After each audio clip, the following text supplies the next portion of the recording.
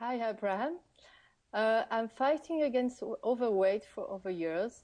I try to follow your advices, check my beliefs about food, listen to tapes, but I'm still gaining more weight. What should I do? Well, it's it's interesting that at least in this conversation, your attention is completely upon weighing more than you want to weigh. And since it is what is most dominant on your mind here in this conversation, it is likely that it is what is dominant on your mind most of the time. In other words, what you feel is your point of attraction. So the question, and it's a sort of hard question, or the behavior, and it's not necessarily the easiest thing to come to, is how can I feel thin when I'm not? How can I feel a robust metabolism when it doesn't seem like I have one? How can I get my mind off of what I don't want and on what I do want? And we say, it isn't easy, but that is your work. You have to retrain the way you feel about your body. You have to retrain the way you feel in your body, which means you either have to remember a time when it was more like you want it to be, or you have to imagine a time when it's more like you want it to be, because what you're thinking and how you're feeling and what's coming next are always a vibrational match. Yes. Do you think that in your vortex you stand with the ideal body weight? Does that make sense to you? Does it seem to you that your ideal body weight would be happening in the vortex? Yes, sure. Hmm. And can you look into the vortex? Can you see that, or has it not yet manifested so you can't see it? I can see it. It manifested already, yes. Hmm. What's in your vortex has already manifested? Yes, before. So you know that it can be done. Yes. So what do you think makes it so difficult that you cannot hold your thoughts on what you want?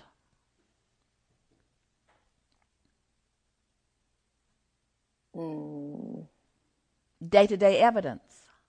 yes. Yes. So you have to find a way of making peace with the day-to-day evidence. In other words, I am where I am and that's okay, and I'm on my way to something else. There's a big Yeah. vibrational difference between saying, I'm all right where I am and it's getting better, and saying, it's not all right where I am. A huge vibrational difference. Can you feel it? Yes. So that really is the answer. If you could make peace with where you are, people think that it's the opposite. They think, if I make peace with where I am, I'll stay here. But that's not what happens at all. When you make peace with where you are, there's now a lifting of resistance which allows you to move toward what's in your vortex. Isn't that interesting? Making Hmm. peace with what is. So liking how you look, feeling good how you look, being proud of what you've come to, appreciating your body and all of its functions, wearing clothing that feels good, wearing clothing that looks good to you. In other words, making peace with where you are. Because when Yes. you stand in condemnation or in unhappiness about where you are, it really makes it a slow, slow journey to any improvement. Does that make sense Okay. to you? Yes. Yes. When I you do. when you approach it vibrationally and you understand that resistance is the only thing that holds you back from anything you want, and then you realize that being down on how you look, feeling negative about how you currently look, is constant application of resistance, when you stop that, it's going to make a big difference. Sometimes people fall in love and they get their mind off of that. Or sometimes people find themselves in another situation that's occupying a lot of their thought, and without even realizing it, they begin to lose weight. And it's because they are distracted from the subject of such great resistance, you see. Hmm. Okay. Be easy about it. Have fun with it. And Okay. enjoy the journey. And enjoying the journey means you have to like where you are beginning the journey. Yes. Yes. Very good. Great. Thank you. Perhaps the most frequently asked question has something to do with physical body. And the thing about anything that has to do with your physical body that makes it a little more prone to have resistance within it is that you take your physical body everywhere you go. You are infinitely aware of your physical body, of how it feels, of how your clothes feel upon you, of how you feel in your skin, of how much energy you have. Everything that you are perceiving through the lens of this physical body. And so your body is a big deal. It plays a big part of the energy, of the vibration that is you. So when you realize that the way you feel is so key to everything else that's going on, and you decide that you're going to feel good about your physical body, that's tricky, isn't it?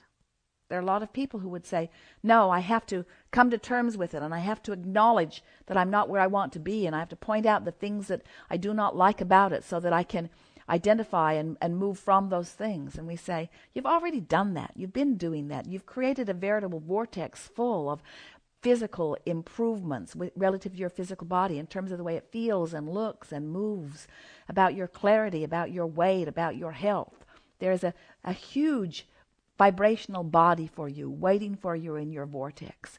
And your vortex is calling you to it. You would not have to do one other thing. You don't have to identify one thing. You don't have to set one goal. You don't have to get on any sort of regimen. All you have to do is find a way of releasing the resistance, which is the only thing that is disallowing the full picture of that good feeling, good looking body from coming into full view, for you to translate it into a full manifested form. Been talking recently about how your vortex actually will do the work. But you have to do the work of getting into the vortex. So you have to get into the vortex first, and then the vortex will affect the manifestation. When it comes to your physical body, usually you don't try to do that. You put yourself on a diet of deprivation, or you put yourself on an exercise regime that is difficult and uncomfortable.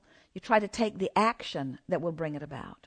And if we were standing in your physical shoes, the action that we would take would be, I'm going to do whatever I can, whenever I can, to get into the vortex as often as I can, understanding that from inside the vortex will give the inspiration, give the ideas, actually affect the manifestation to give me exactly what I'm looking for.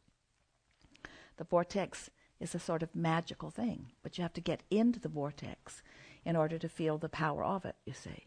And you can't be in the vortex and be dissatisfied with something that is currently happening in your experience right now.